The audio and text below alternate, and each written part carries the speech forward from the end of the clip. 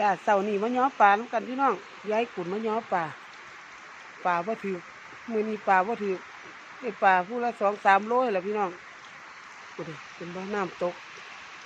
ปลาน้ำล้นพี่น้องมาย้ออยู่รอนี่แหละแล้วไต่สะพานแล้วนี่แหละพี่น้อง